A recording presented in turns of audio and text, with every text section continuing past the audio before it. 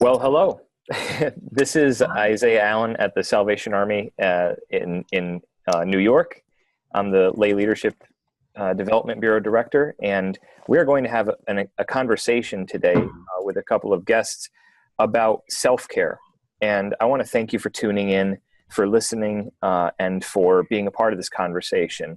If you want to ask questions, you can put them in the comment section on the Facebook feed, and we'll try to get to some of those. I do want to introduce to you just briefly the guests that we have today with us.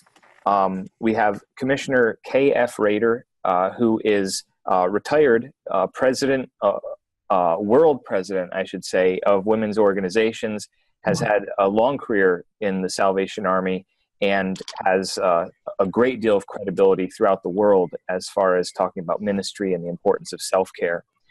And we also have Dr. Tony Headley from Asbury Theological Seminary. He is a psychologist, professor of counseling, and also has his own history with the Salvation Army coming alongside, helping us. And Matt Baker and I are going to be just sharing in this conversation with you. And I'm going to, at this point, just hand it over to Commissioner Rader to start us off on this topic. And let me just say it's really an honor to be able to be a part of this conversation with you. So please, Commissioner Rader. Thank you. Thank you so much. Well, I suppose I should begin by saying that it did enter my mind that I may have been invited because if you look at me, you can know that I've done something to stay alive this long. That may be right. And that's unmistakable. But I also have a real interest in this subject of self-care, as you've just said. And it's been interesting because recently I read the Bible. I'll try to read the Bible through every year. And recently I've been reading in the Old Testament primarily. And I came across a verse that is a bit out of context for this subject, but I think metaphorically it works very well, and it spoke to me because the woman in Song of Solomon 1, and this is verse 6, says, I had no time to care for myself. This is the Good News Bible translation. And then she goes on to say, don't look down on me. On some translations say, don't look down on me. Of course, she's speaking to her lover. But she said, my brothers made me take care of the vineyards, and my own vineyard I have neglected. I see that as kind of a metaphorical statement in terms of self-care. I have not taken care of my own vineyard, she says. They made me caretaker of their vineyards, of the vineyards. And I think sometimes this is the case with us, that because we feel that others have things that they have asked us to do, and we feel like we cannot say no, and she felt that they were angry. And sometimes people feel that people will look down on them, they won't like them if they don't say yes. And so, Christian workers find themselves in this kind of situation. I'm taking care of this vineyard, but I don't have time to take care of myself. We know that we're suffering from lack of care.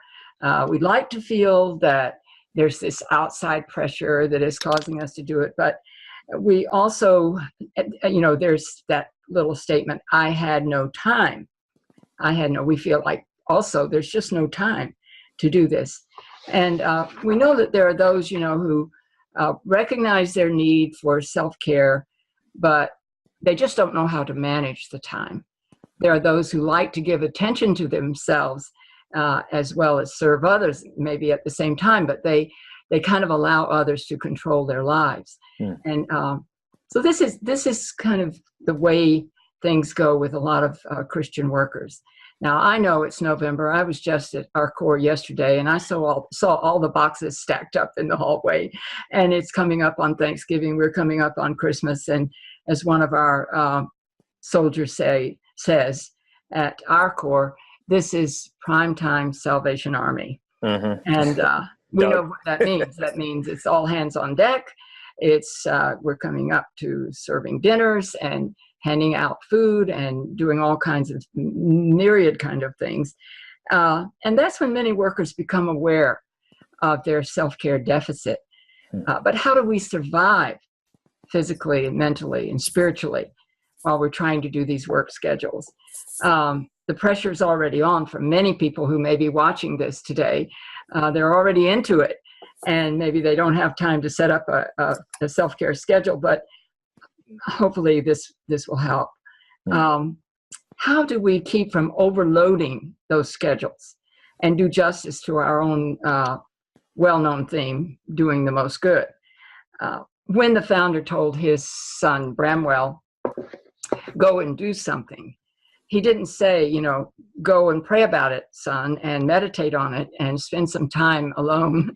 He just said, go and do something. And in that statement, we hear, even though it may not be audible, we hear a very definite now. Do it right now. And then the other clincher is what he said is reported to say, that and better will do.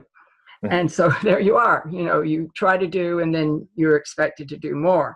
Yeah, there's something practical in the DNA. There's this expectation of action and activity. The Army's DNA includes these kinds of statements. I mean, even doing the most good, saved to serve.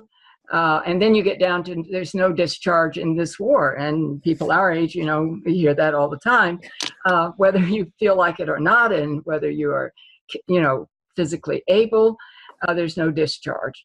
And then, of course, our song, I Have Not Much to Give Thee, Lord, for folks who feel inferior and they feel like they cannot do these things and they have sort of an inferiority complex and they push too hard to try to keep up.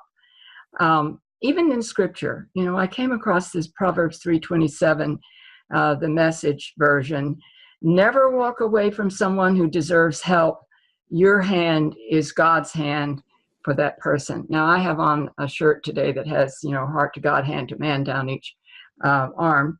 This is from Rev High. But anyway, that's kind of a pressure as well. We in the Army are all about activism, but care for the physical, the mental, and the spiritual. And I'll give you a little personal testimony about the physical. My husband and I began jogging at age 40 plus. He went to have a physical, and the doctor said, you know, if you continue in this lifestyle, the sedentary lifestyle that you have, you will not live to be into an old age, or, you know, to a ripe old age. And that was not good to hear. And then, of course, we had always been, from a young age, you know, the old song, give of your best to the master, give of the strength of your youth, was sort of pounded into us, that you wanted to give of your best, you wanted to be fit. And we were in a post-war Korea at the time, and survival of the fittest, of course, was the way you kept on living. And so he went out and started jogging, and he came back within a very short time because it was not fit for that. But then started, you know, both of us found a pace that fitted us and that we could stick with, and we have stuck with it through all the years, and it has saved us a lot of medical expenses and also kept us in condition for service. Now, I'm not saying that jogging and running is good for everyone, but choosing something is better than choosing nothing when it comes to staying physically fit. Proper diet and rest, and there's so much that goes into that. And then, of course, mental. I like to say, just ask yourself, WWJD, what would Jesus do? I find him, you know, crawling into a boat and rowing out to a quiet place, or going up into the mountains, and just maybe taking his disciples with him. And, you know, I like to think of the Beatitudes who were taught on a very, you know, quiet place on a mountain. They learned how to be, just be. And then the spiritual goes along with that. I'm an Oswald Chambers fan, and he calls, you know, this taking care of the vineyard, the they're taking care of missionary munitions, which is praying and reading the Bible, spending time meditating, and spending time with the Lord, which I think brings about that spiritual strength that we need. Wow. And and so this is how I kind of see this self-care. One person said you need to find balance. Someone else said, no, I find that it has to be a rhythm. And of course, the message calls it rhythms of grace. But whatever it is, we have to, be intentional about self-care. Yeah. Otherwise, it just slips and, goes by the board. Yeah. I appreciate that. I mean, you've noted, a couple of significant obstacles. One of those being the fact that activity is kind of been a part of our culture, just doing the most good and so forth, and not to be critical of all that, but it's something that's in the water we drink. It's ingrained in us, right? From if especially if you have grown up in the Army, that's something that starts from a very young age. Yeah. And then on the positive side, you've got an obstacle like that. On the positive side, you have multi dimensions that you've mentioned: the physical, the exercise and diet, the spiritual, and so forth. I'd like to get Dr. Headley to sort of respond to that, reflect on some of those things. You do this. As I was looking at your bio on Asbury Theological Seminary website, it says, in addition to other things, your expertise is in stress, burnout, and clergy issues. I don't know if that's, you must have felt called to that, because I don't know if anyone wants to have stress, burnout, and clergy issues be, their stock and trade. But, what do you have to say in response to that? Well, I would say that I felt called to it. And in my studies at the University of Kentucky, I was very intentional in choosing programs that would give me the kind of knowledge and expertise to be able to work with those issues. So yeah, I do feel called to it. I want to pick up on a couple of things that Commissioner Rader said. When she was talking about, I've taken care of other people's vineyards and I've not taken care of mine. I think that kind of lies at the crux of why it is difficult for us to engage in self-care. Mm-hmm. Not only in the Salvation Army, but I see this in many other denominations. I've even seen it in many other countries among people in ministry.